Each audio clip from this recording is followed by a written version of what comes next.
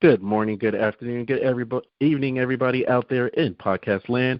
You are in tune to another episode of Intrinsic Motivation from a Homie's Perspective. This is Hamza, and today we are going to help you find your life's mission. What does that mean? Did you know you even had a mission? Are you in the middle of the mission and didn't know about it? Are you starting from scratch? We'll get those questions and much more answered by the author of Helping You, The Way of the Heart is their website, and their book is The Caravan of Remembering. The author is Daniel Goodenough. Without further ado, I'd like to welcome you to the podcast. Welcome, Daniel. Hi, thanks for having me on. Absolutely. So I'm thinking pseudonym. I could be wrong, but Daniel Goodenough, does that mean that you have to have faith and believe that you're good enough so that you can actually go and find your life's mission?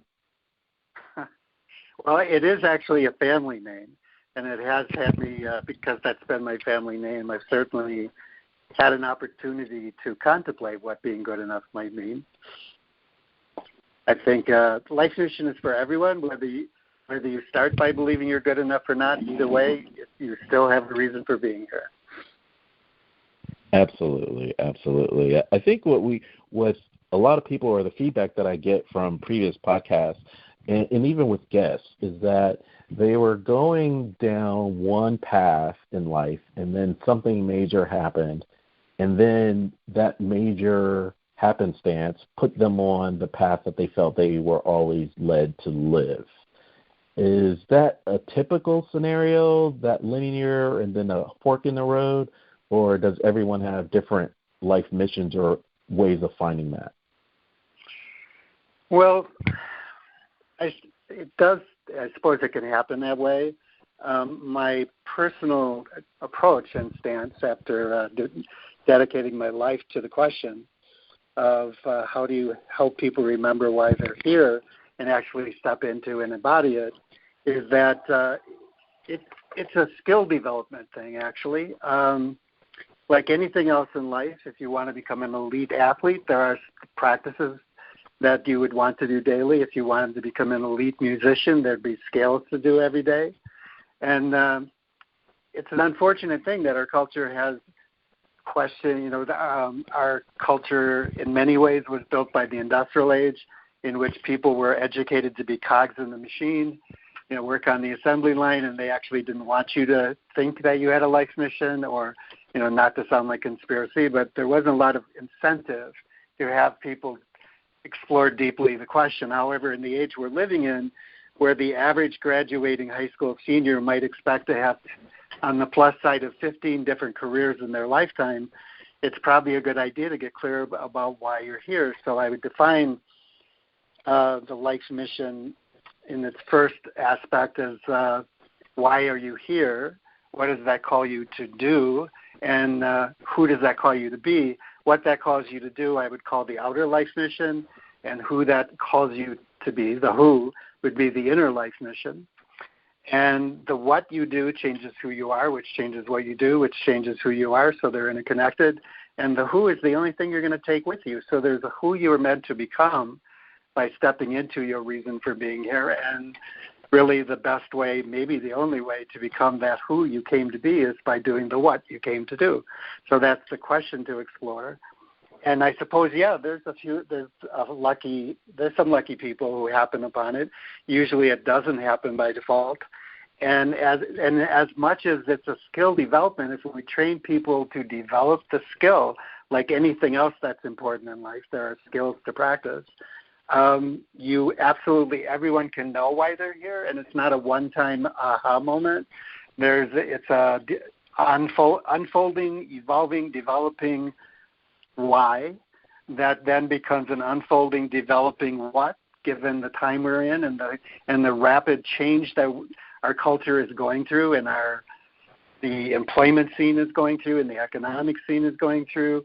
All those parameters create careers that come into being and go out of being, sometimes within a 5-year span. So our ability to be clear about why we're here and how to apply it to a rapidly changing landscape comes down to a skill development, I'd be happy to go more into what are some of the skills to practice to become skillful at knowing why you're here and embodying it.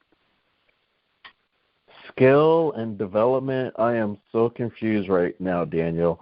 I thought I was supposed to read one book and then my life would be changed forever. There's no microwave solution to this problem? Well, in a way, you could say it's a one book. Read The Caravan of Remembering.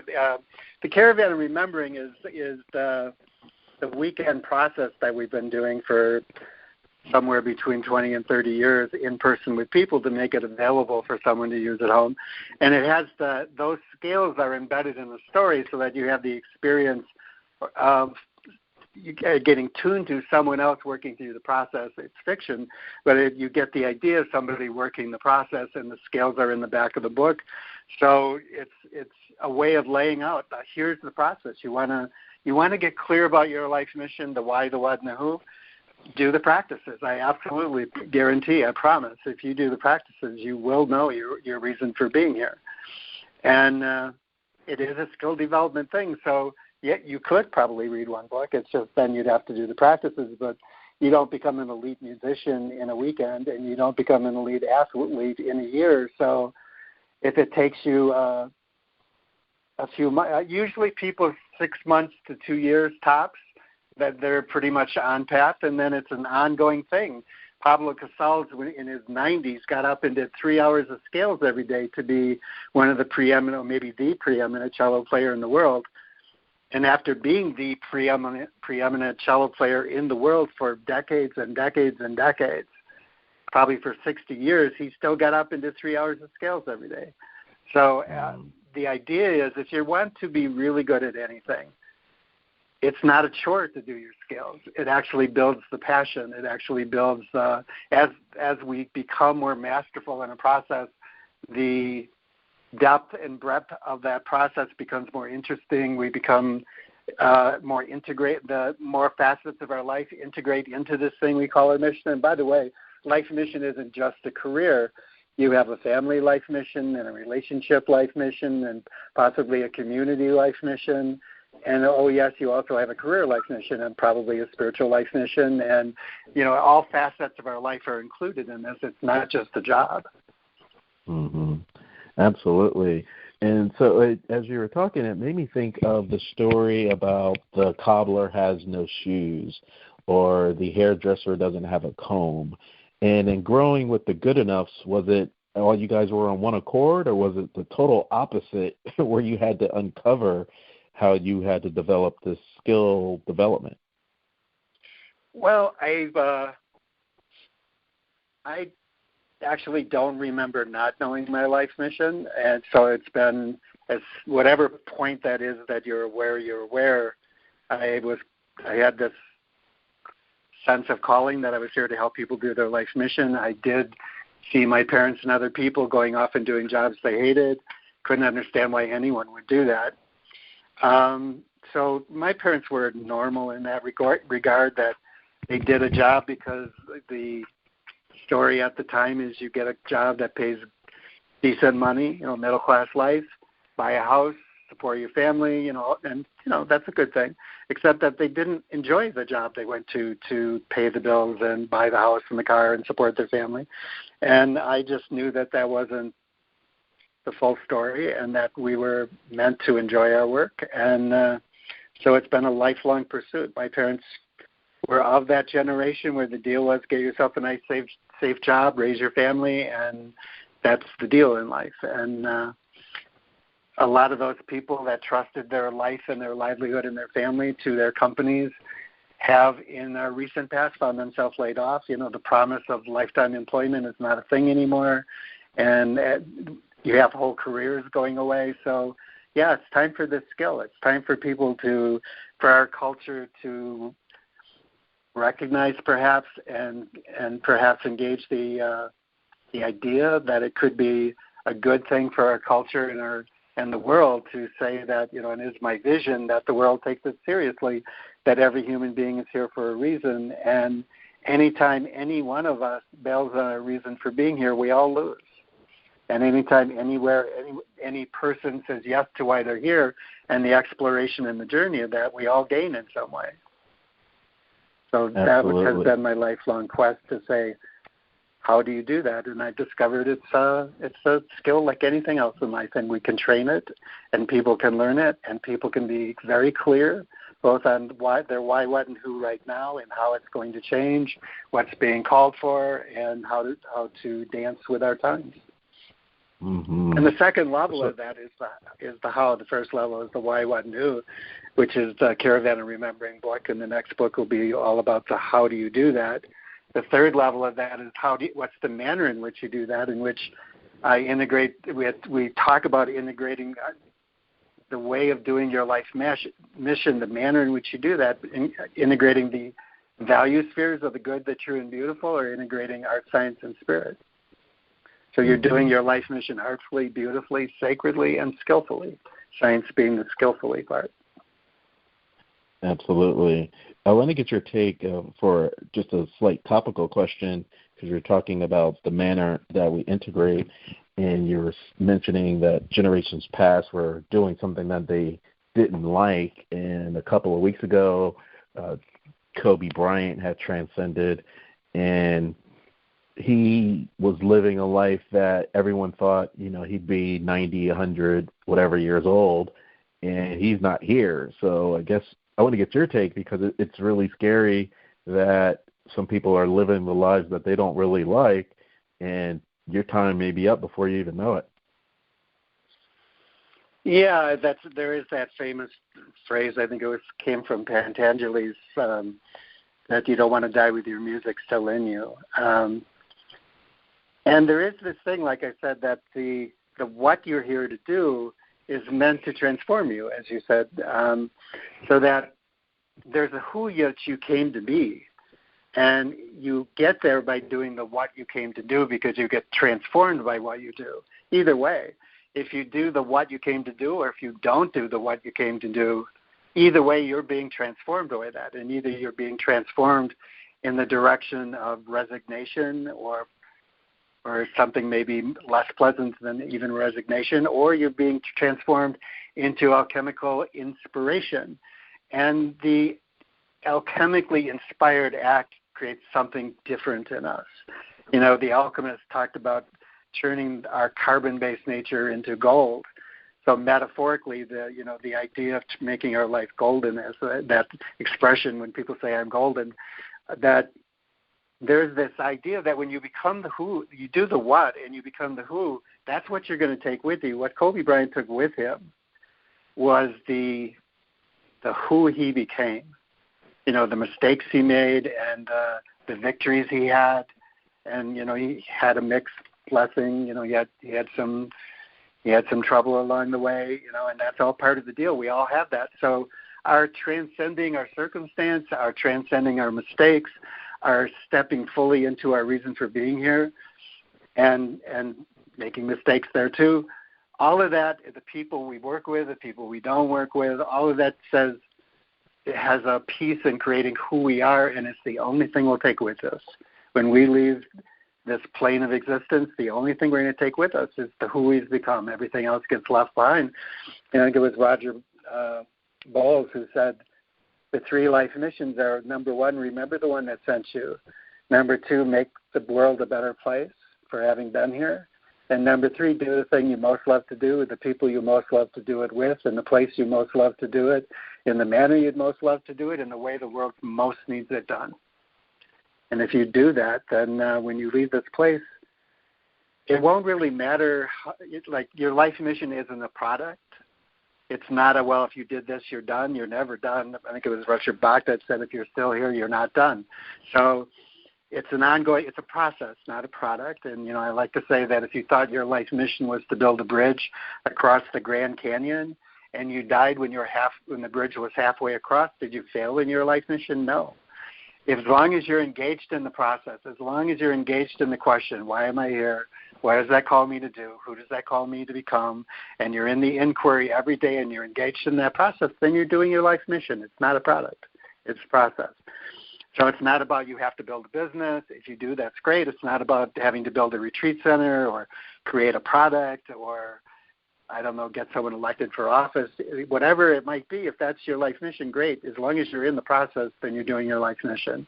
It's not about the result. So without talking about politics or anything like that, we're talking about transcending our circumstance. And there's a lot of uncertainty. And when you ask about the what and the who, what do I do to integrate this, then there has to be a catalyst potentially to get you to get on your life path. So would you say all this uncertainty people should embrace because that's what's making our internal alchemical transformation? I would absolutely say that it's a more empowered, more creative, more likely to succeed, let's say, context for life, to embrace uncertainty. Life is an open system. Life actually is chaos. Order, in many ways, can make a solution unlikely. So what the catalyst, though, I'd say that doing your scales are a catalyst. So maybe I should give a few examples. So, in the exploration, in the scales, you could say, if you look at your childhood, and you say, what were your favorite toys? What were your favorite movies? What were your favorite stories? What were your favorite sports? What were your favorite places? What were your favorite activities? Who were your heroes? You could say that it's not about your answers so much as why were they your favorites? When you think about the movies that were your favorites, why did they touch you in that way? Because we don't all have the same favorite movies. So why were they your favorites? And you say sports, your activities, your heroes. Why were they your heroes? And that's a great question to ask about your childhood. It's also a great question to ask about now as an adult. Because we have the adult version of toys. We call them cars and perhaps instruments or certain kinds of tech. That we have our adult versions of those childhood toys. So your favorite toys, your favorite cars, your favorite tech pieces, your favorite equipment, if you're a musician, why are they your favorites? And the stories in the movies, why are they favorite? And the heroes you have now, why are they your favorites? Some other questions might be, if you could spend a day with anyone, alive or dead, real or fictional, who would it be and why? And the real question is why. And when you go to a big box bookstore that has all the categories, where do you go first every single time? And when I've asked this for thousands of people, and in every case, it's pretty much true that every time that they go to the big box bookstore, there's one or two categories of books that they always go to first. So what is that? And it's not about the what, it's the why. Why? Why do you go there? What's there for you? Another couple of scales is, what's the question at the center of your life?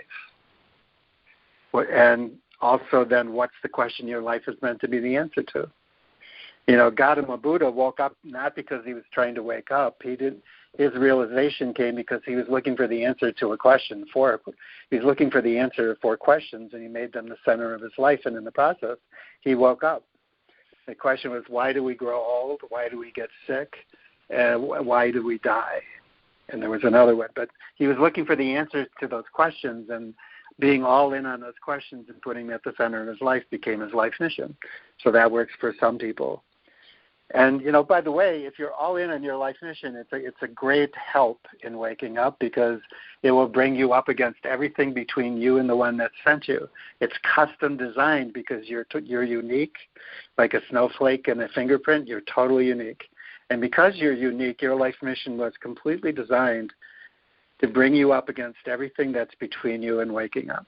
So it's, amongst other things, it's a path to waking up, if you're all in on it.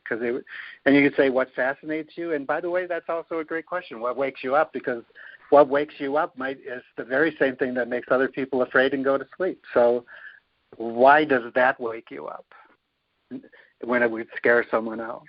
When are you most confident? When are you most alive? There are thousands of questions like that. I think I've collected about 5,000 or so scales. The point is, if you're doing the scales and you're doing them consistently, you start to get a really clear picture of what's transpiring behind what appears in the way you think about yourself and the way you think about the world and the way you interact with people and the why of that and what that why is calling you to do and kind of the direction of who you're being called to become and who you will need to become to step into that. And, as our times are changing, the answers to those questions evolve. So it's not, like I said, it's not a one-time realization. So hopefully that's a good. Go ahead. No, that helps. But I have to ask: are the wisest people on the planet 2- and 3-year-olds? Because that's the only question they ask is why. Yeah, well, that doesn't make them the smartest beings on the planet. It makes them a blank slate. They're new and they're asking why to figure it out. The problem with us is we stopped asking why. Mm-hmm. We start to get conditioned, if you will. We start following the story of our time. We're enculturated, and we instead of staying with the inquiry, we take the answers of our culture. By and large, 70% of the people currently employed are actively disengaged in their job. Another 20% are passively disengaged, and less than 10% are actively excited about their work. So when you get 70% of a population of a workforce actively disengaged in their work, you can only say that that's a consequence of an education that discounted any idea of aligning your work with your reason for being here, your why, your meaning. And it's such a shame because it's a skill that anyone could learn. And it would be good if we started training people to learn that skill like the other things we learn, to become a responsible, let's say, responsible citizen on our way to becoming an advanced citizen. Mm-hmm. How do you break the conditioning from 70% of the workforce being disengaged versus before they embarked on those careers, part of their decision was the conditioning of how much am I going to get paid by doing this? How do you break that? Well, that's a little bit of an oxymoron in our time, because how much am I going to get paid for doing this has been traditionally gauged by what we think the industry will pay. And in our time, an entire industry can go away in 5 years. So if you stake your life on an industry and you stake your education on an industry and you say I'm all in on that, and then you find the industry either goes away or replaces you with AI, then what do? So the real solution to this is give people the skill, train people in the skill of knowing their why, their what, and the who, and then the how is facilitated by knowing the why, what, and because then you're in charge. Then you have a way.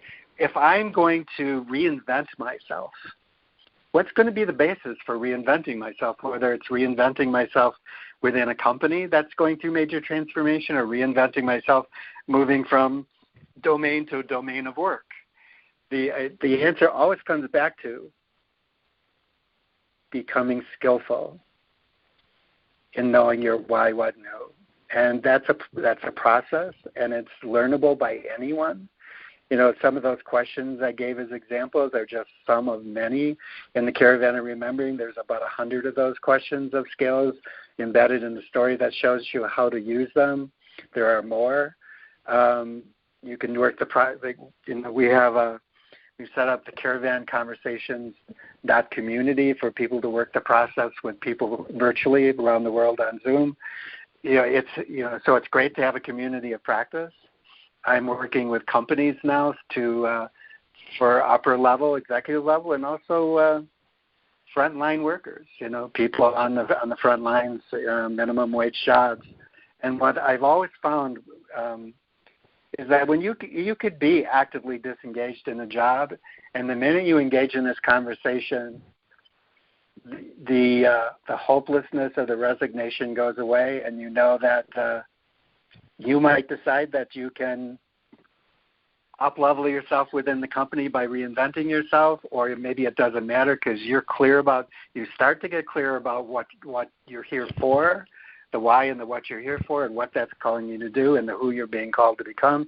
And as who you are becomes anchored in and within the context and invested in the what you came to do and the big why of your life, the job you're currently doing becomes less of a thing. You're not discouraged by it anymore. You know it's temporary, or if it's not temporary, you know you'll up-level it. So the biggest antidote, and I found that in the companies I've worked with, the biggest antidote to the active disengagement is when the company actively engages in helping their employees get clear about their why. Not why they should work for them, just their why for their life, because it always, it's like the companies that have invested in this are showing a significant % of gain in the marketplace. I mean, I've heard outrageous numbers. I'm not quite sure how that gets backed up, but as many as a 300% increase in their business. In one case, I heard a 394% increase in their business by investing in their employees' life mission. So I'm not sure about those numbers. I am sure, though, that when you invest in your employees' life mission, they return the favor. It makes me think of a age-old question, or not the age-old question, but you hear more and more of this now, especially in the science realm, about a generalist versus a specialist.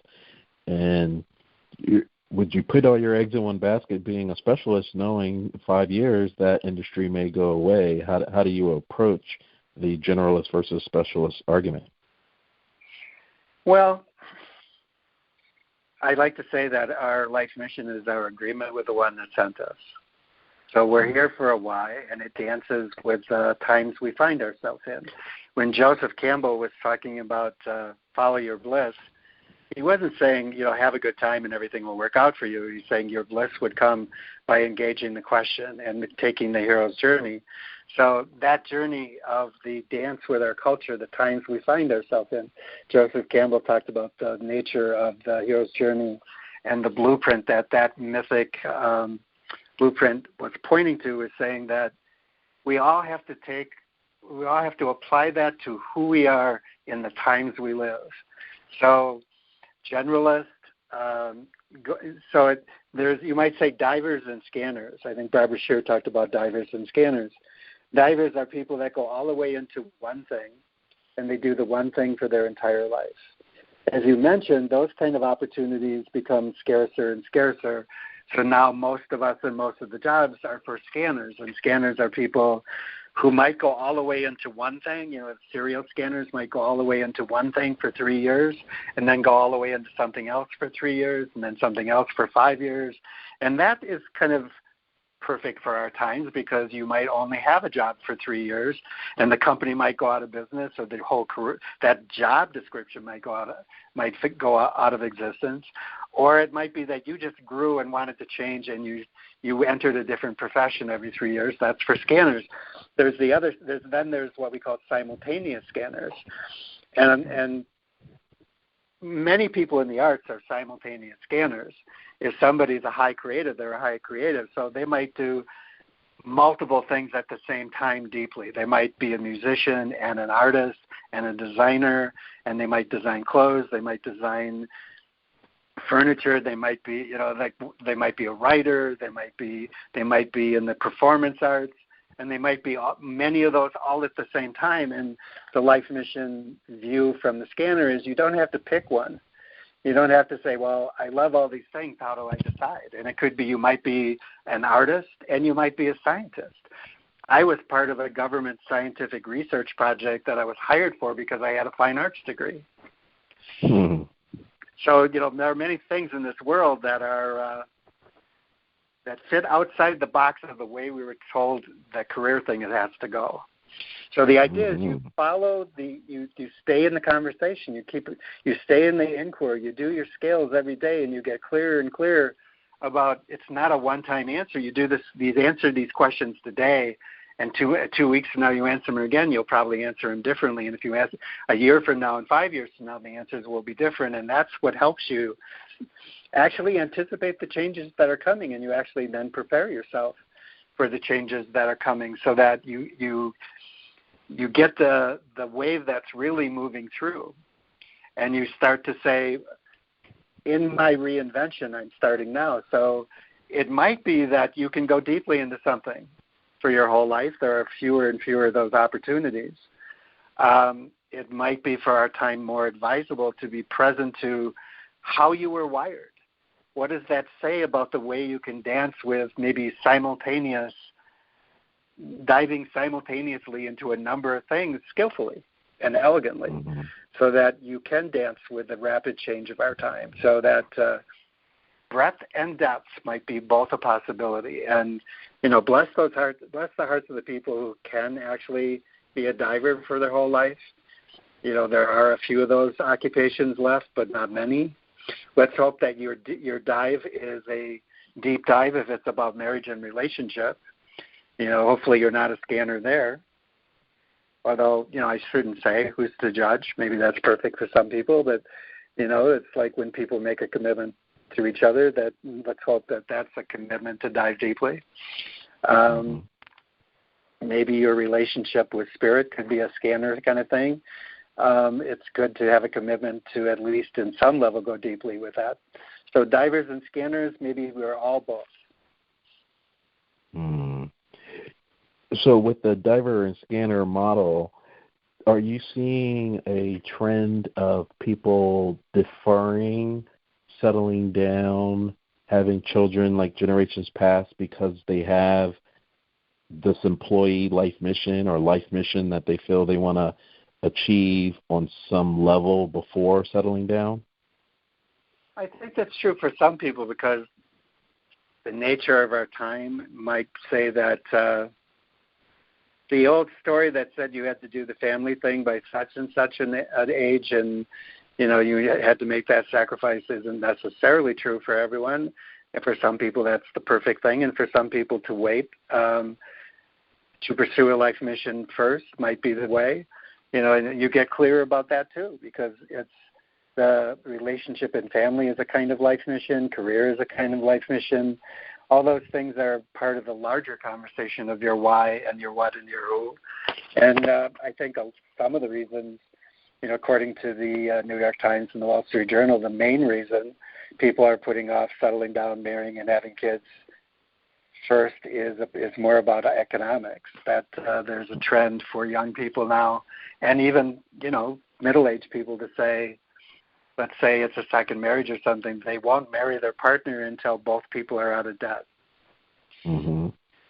So, part of that's economic. We live in a time where the disparity of the rich and poor is the greatest discrepancy ever and for all time. And there's a lot of people who invested, again, because of the nature of the economy, huge amounts of money in student debts, and they're making a commitment to not marry and start the whole family thing until all their student debts are paid.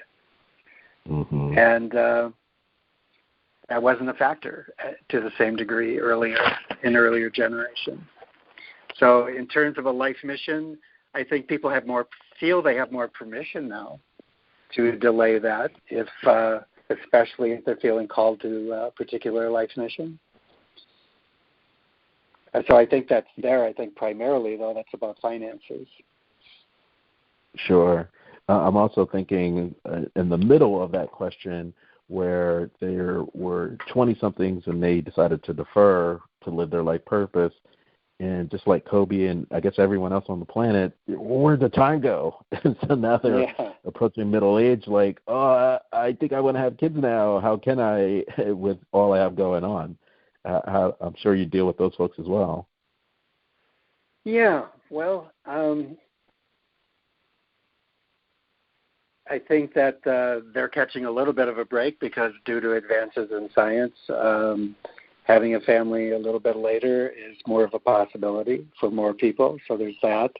I think having a clear inquiry and a regular inquiry about the why, what, and who helps people be really clear. And if it's an ongoing dialogue, you won't find that the years slipped away and you don't know what happened. Usually the years slip away and you don't know what happened because you're not in the inquiry. If you're in the conversation, if you're asking consistently these kinds of questions that help you know not only your why, but how your why applies to the life we are engaged with now, from the social to the political to the economic to the global climate change situation to religious politics, like the whole enchilada. How does my why apply to that? And what's my piece of that? And then what does that call me to do? And then who am I becoming? And then what's the how that's downline from that? And how do I do it artfully, beautifully, sacredly, and skillfully? And it's not about some perfect result. It's just being in the process. And if you're in the process engaged in those questions, it's unlikely that a decade goes away and you don't know what happened. That happens because people stopped asking the questions and went on autopilot. That can happen in the 45-minute commute to work. You can get in the car and go on autopilot and arrive at work and have no idea how you got there. But that can happen for a decade. So in both cases, it's, can you be present? And these questions help you stay engaged and help you stay present to your life and to the people in it and your place in life. And also, it's less discouraging because you're clear about what's your thing to do. There are people who do very magnanimous things, very philanthropic things that result in making the situation worse than before they tried to help, simply because it wasn't theirs to do. So if it's not your life mission, then donate the money to the people for whom it is their life mission, because they'll do it better, and they won't make the situation worse. Like so much of the philanthropic work, like in Africa, where they needed a well, and they put a well in the only place in town that women can't go to. And women are the ones who gather the water. So how did that help that community? It's just one example of well-meaning help, but not really engaged deeply enough because it wasn't theirs to do. They just threw some money at it and said, I think that'll help. And so the question is, what's yours to do? And if you're all in on what is yours to do, then you'll make that difference in the world. So you don't have to rush off to Africa, and you don't have to do a lot of the things that, the mystical picture. If you do a life mission, it has to be this big thing. There's the proverbial story of a hot dog vendor who's just so in his or her life mission that he or she transforms everyone who buys a hot dog. That might be pushing it, but I totally get that could be possible. Sometimes saying the right 3 or 4 words at the right time can make a huge difference in someone's life. So it's just being clear and staying in the conversation so you don't find that decades went by and you didn't know what happened. And if you're engaged in the conversation and it's time to have a family, you'll know that. I have a question about being clear. I mean, that is a term that some groups use. Are you a part of that group? I doubt it. Oh. I'm not the Dianetics thing. I forget what that's called. Yeah. I'm not clear. part of that. No. Yeah, okay. no. I mean, the hard work of asking the questions that are the engaged. The hard. It's rewarding and it's fulfilling, and you still have to show up to the pad of paper or your computer or whatever you're working the questions out. And if you stay engaged in the conversation, you'd say a sense of rightness emerges. It's an emergent principle. So it's not that any one of those, when I say there are literally thousands of those questions, and if you ask them every time the answer could be different, there isn't any one question that's going to reveal for you your reason for being here. Probably. I should never say never. But it's unlikely that it's going to be one question. It's more likely it's going to be something that emerges from asking many questions multiple times, and allowing them to marinate in your unconscious and your consciousness.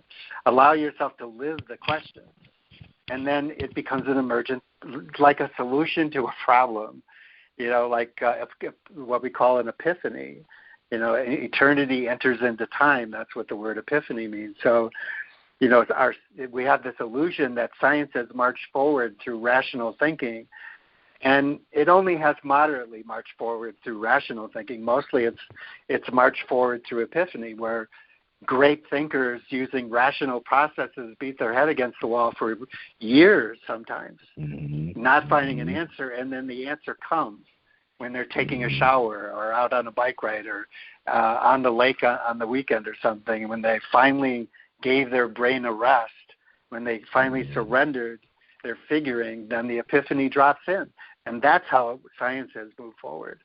And your life mission is a lot like that. You can't figure out your life mission. If you stay in the question, though, and live the question, at a certain point, and it may be while you're taking a shower, you'll have an epiphany about that. And again, though, it's not a one-time epiphany. It's an epiphany of, oh, that's why. And, oh, that's what we're doing now. Or that's who I would need to be to do this. Or that's who I'm being called to become or move in the direction of. But that's only for, that's an insight that's helpful right now. And there might be a new why, what new, your why stays pretty consistent, but the what you're called to do about that transforms as our world transforms. So what you're called to do about that might work perfectly this year, and next year you'll need to do it differently. And that also emerges, and usually ahead of the curve, because you stay engaged in the question. So I'm going to go back, because I want to use these two archetypes with the philanthropic person and the hot dog owner.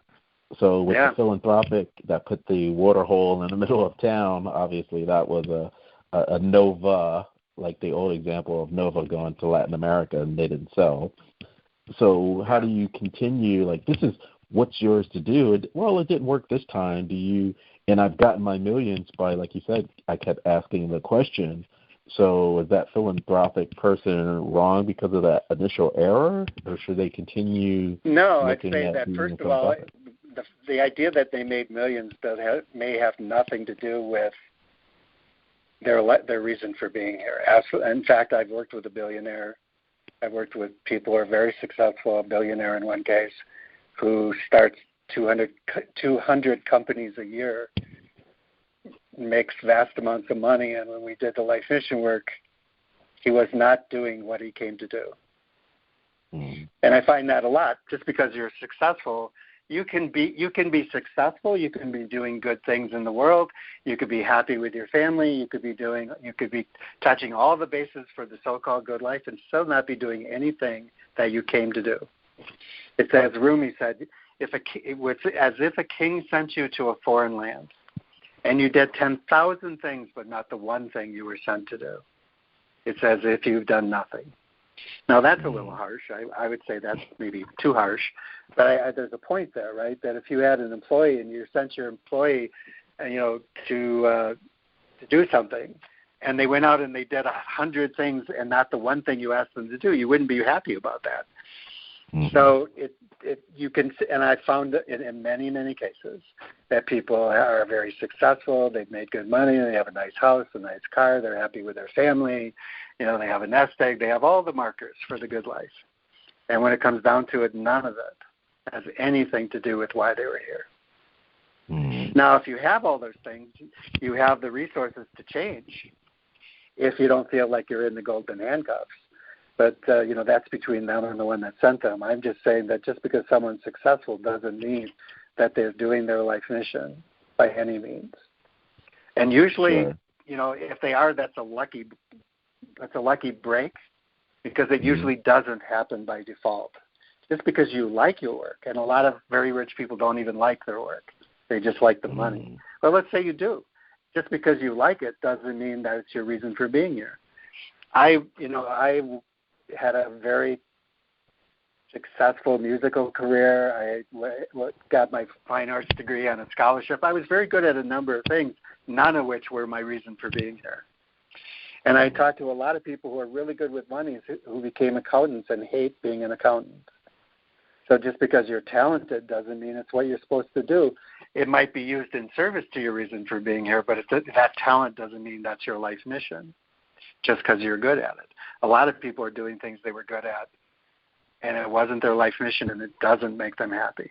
So that philanthropist who had lots of money and then put the well in the one place that the people, that only the women can go to for water, except women can't go there, might just be another indication of how they became rich. They became rich, and it has nothing to do with why they're here, and it just might be a symptom, and it just might, and it might be they're totally on their life mission, and they just thought it would be a good idea. They felt like, well, they need water, let me help them out because I can do that. Great. That money would have been better invested in people who do that, who know what they're doing. Mm-hmm. So slow down. Ask the question, I'm feeling called to do this. Is this mine to do? If it's not mine to do, and I have the resources to support it, I might take just a little bit more time and find out who would help that result in a consequence that had the consequence I was looking for. Mm-hmm. And if you're a high rational achiever and you've made lots of money, you might go, well, I know how to do this, and I'll just go do this. But it might not be yours to do. And so doing your skills would help you know that's not yours to do. You'd be clear about what is yours to do. And the good things you want to have happen in the world, you'd help other people for whom it is their life mission to do that. Gotcha. And there's no shortage of good causes to contribute to. It was easily 15 years ago when I checked the Internet, there were more than 1 million philanthropic organizations listed on the Internet. There's no shortage of good projects happening out there. So if it's not yours to do and you feel like it's important, contribute the money to the people for whom it is theirs to do. And if it is yours to do and it's your life mission, then go do it. Okay. So doing the skills help you know that difference. I want to play the hot dog guy now. So I'm a child. What do I like doing? What's your favorite place? I don't know. Hot Dog University. My favorite movie was Super Hot Dog Heroes. And my dad was in the hot dog family. Everybody in my community, they have some hot dog stands throughout the state. So we have the family check mark, community check mark. We all go to the same church and we worship hot dogs. My wife loves hot dogs, right? Yeah, so from a child, I know. This is just for argument's sake. Well, let me share how that might work. So how that might work is, you see a movie where people are creating great, significant changes in their community, working behind the counter at a diner, or maybe they're the janitor in a school, the unromantic jobs, and you see these movies and you read these stories about people in those positions that are transforming lives, sometimes saving lives. And I just heard a story today where people were talking about being radically transformed by the janitor in their high school. So it might be you grew up seeing movies like that, hearing stories like that. Maybe you encountered a coach that, in a not so romantic small high school, and yet you were transformed by the possibility that somebody doing a job that didn't seem like a let's shake up and transform the world job, shaking up and transforming lives. And then maybe your circumstance has you being a hot dog salesperson. But it doesn't mean it's about being a hot dog salesman. It means about where I find myself, I'm in my life mission. And you might be happy. Changing the lives you change and your hot dog business. But it wouldn't mean that you grew up worshiping hot dogs so you became a hot dog salesman necessarily. It means that it's more like you find out it's about service, and you recognize service can show up anywhere. And maybe where you found yourself was an opportunity to sell hot dogs, and then you discovered I love it. So it's like that. Well, yes, and that's where I was kind of going with the extremes, because you were talking about integrating. what's the manner that we integrate? And where I was going with that is, I thought that was my life's mission, my family, my wife, my parents, the community, spiritual. And then one day I'm going to a hot dog conference and the flight gets delayed and I meet a hamburger specialist. And I'm like, what is my life all about? I've been thinking about hot dogs and I'm so drawn to doing hamburgers. Was my life wasted? Well, I think we get help, but I'm saying that mostly happens to people who haven't been in the inquiry. Because you say, I thought my life was. If you say, I thought my life was, and you get that thrown off, it's because you weren't in the inquiry. You were just living your life, and because you kind of enjoyed it, you said, well, this must be what I was meant to do. And so you go to a hamburger conference, and suddenly it's hamburgers and not hot dogs. If you're in the conversation, if you're engaged in the inquiry, that doesn't throw you, because it doesn't matter whether it's hot dogs or hamburgers. The idea was, why are you selling hot dogs or hamburgers? It's not about the hot dogs. It's not about the hamburgers. It's not a product. It's a process. So either way, you could say, well, now I'm inspired by selling hamburgers because I get that. Now the opportunity for within the context of selling hamburgers speaks to my why in a way that gives me an opportunity to make more impact for transformation in myself, in my family, in my community, in the world. Maybe I'm selling regenerative agricultural hamburgers that are a solution to the climate change. That regenerative agriculture now is creating a situation where cattle can actually be the solution to carbon dioxide and methane in the air. And, it's the way of, it's the industrial farming that's the problem, not the cows. So maybe you get that I'm going to sell socially responsible hamburgers, and maybe I wasn't feeling that way about hot dogs, but, there's nothing wrong with hot dogs and there's nothing wrong with hamburgers, and I made the change because of I'm clear about my context. And so I get that I can be inspired by hamburgers, and I can make the shift to hamburgers from hot dogs, or I can make the shift from working from this industry to another industry, or from this employer to that employer, without making anyone wrong. Just to say that I thought I was is usually a way of saying I wasn't clear about anything. I was just on autopilot. When people say I thought I was, and then they're surprised by that, it's because they were on autopilot. Usually. Gotcha. Thanks for humoring me with those examples. So. Oh, no problem. No, I really appreciate it. And the reason why I brought it up, I was thinking when you had mentioned Rumi, a lot of the spiritual talk, and you're talking about the inner life mission, on one perspective, you could say that it's very individualized, or you could be very lonely, because if this is what I was doing on autopilot and I was okay, and now I've gotten exposed to something else that's making me ask those questions, but now my whole family, community, spiritual, all that's shaken now. It's on shaky ground, and they're not seeing what I see, and if I don't go back to that way, then I can't be a part of that group, and I've been with them my whole life.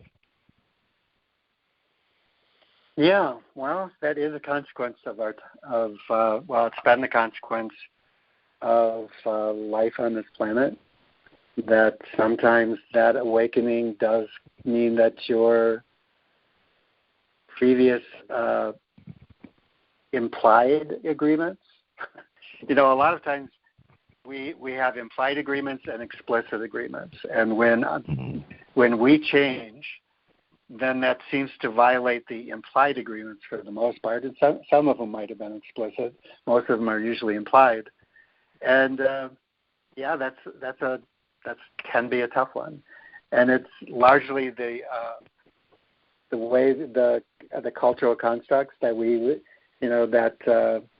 up until 400 years ago, we lived in a collapsed, concrete, literal, mythic operating system worldwide, so that whatever the culture was, it was concretized around a certain story, and that because it was literal and it was concretized, it meant that the rules were pretty rigid, and religion and politics were collapsed together, and so that if you violated the rules, you could be burned as a heretic and hung as a traitor to your country. And so then the industrial age enters in, the rise of the merchant class, and now we have so we went from traditional to modern. And that way of doing business, that the merchant class high rational achiever mode has prevailed for a little under 400 years, and now we have the rise of the plural meme. And by the plural, we mean the power to convene, such as Facebook and Google and Instagram and, and those kind of things, Twitter. And so you have the rise of the plural meme. So now we have traditional, modern, and postmodern culture clash. And your life mission, if you were embedded in any of those traditions, you might find, well, if you're embedded in any of those traditions, there is a good possibility you're going to be in conflict with one of the other two or both, because it's traditional, modern, and postmodern. If you're postmodern, you might have a conflict with traditional and modern. If you're modern, you might have a conflict with traditional and postmodern, like that.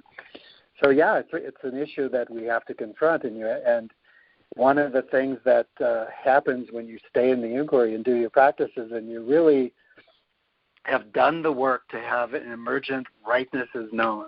I know that I know that I know. This is why I'm here. If you know that and you don't have to defend anything, because you just know, you're more likely to be less invested in defending to the whatever the culture clash is. You're less interested in defending. That might be more problematic with your immediate family. It might be that you will have to step away from a certain community, but then there'll be another community that you're stepping into. And if you know that you know that you know that this is where you're being called to go, then how can you stay? It's like, what's that saying? If you want to reach the new world, you have to be willing to lose sight of the shore for a certain period of time. The shore you left behind if you want to get to the new world. And sometimes it's like, if you know that you know that you know you're being called in a certain direction, it's like standing on the dock and there's a boat that's leaving in the direction of your calling, and you've got one foot in the boat and one foot on the dock. What are you going to do? So it might be that, yes, you have to make a decision. If you've done the work, that decision won't be hard. I mean, it'll be hard because sometimes there's some hard choices, but you'll do it from your knowing, and there'll be less fear and doubt surrounding it. So I would never advocate anything in particular. It's a person's individual exploration and conversation of their agreement with the one that sent them, whatever that means to them. And if it's true that, as Rumi said, if you can do the 10,000 things, you can have an amazing life, make lots of money, be generous, contribute to lots of causes, have, love your family and your kids and your community and love all of it, and then do the work and discover, no, really, that was the 10,000 things and not the one thing. It doesn't mean you have to drop all them. Maybe you just add the one thing. Like it doesn't have to be cold turkey. Maybe there's a transition, or maybe it's a both and. And sometimes that might work, and you don't have to, burn down the house, so to speak, with all your previous commitments and agreements. And maybe sometimes you do. But that would be something that you get clear about in your own conscience. And yeah, sometimes those tough decisions come up. Yeah, that's where I was going with the individual versus the collective, because there's strength in numbers sometimes, and if the numbers are like, let's go back to shore, even if it's not there, what do you do? Well, you have to be really certain. You have to have that felt sense of knowing that I know that I know that I know. And that doesn't happen unless you've done the inquiry. To have the depth of knowing that you know that you know that you know, in spite of what anyone else tells you, it's because you've done the inquiry.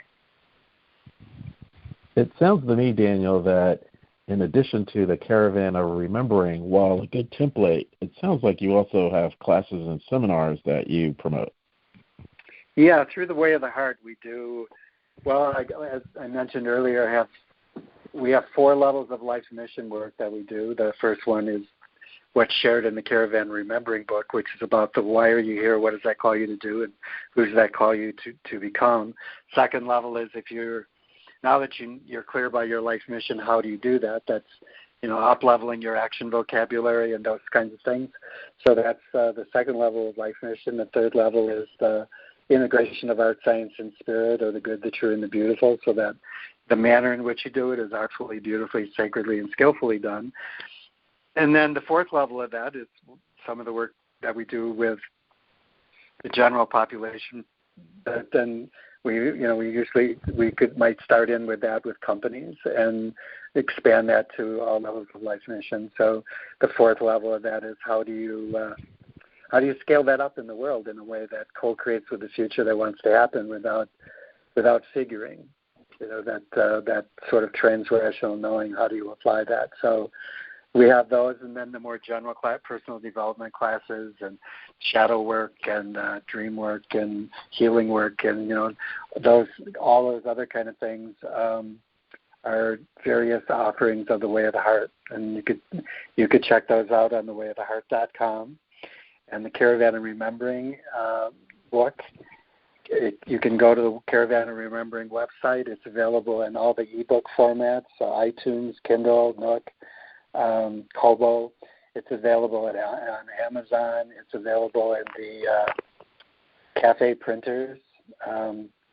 And if you wanted to work the process with other people, you could go to the caravanconversations.community site and inquire about working with either starting a group in your community or working with other people. Could be anywhere in the world, holding meetings, working the process by Zoom.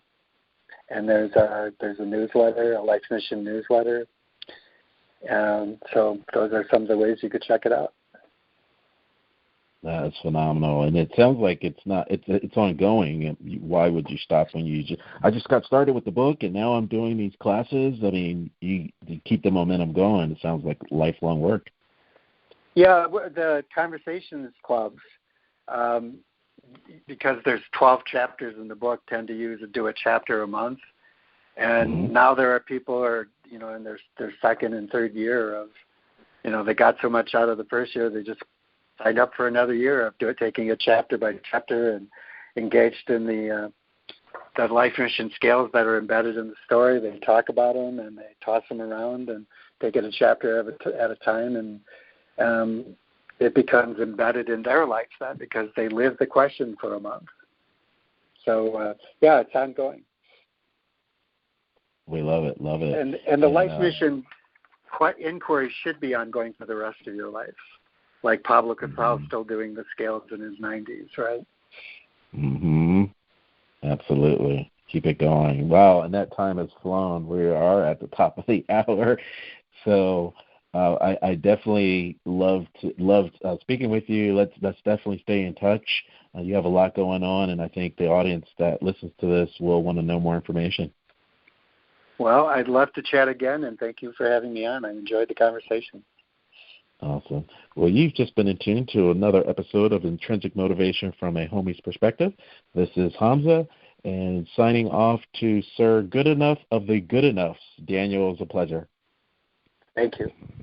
All right.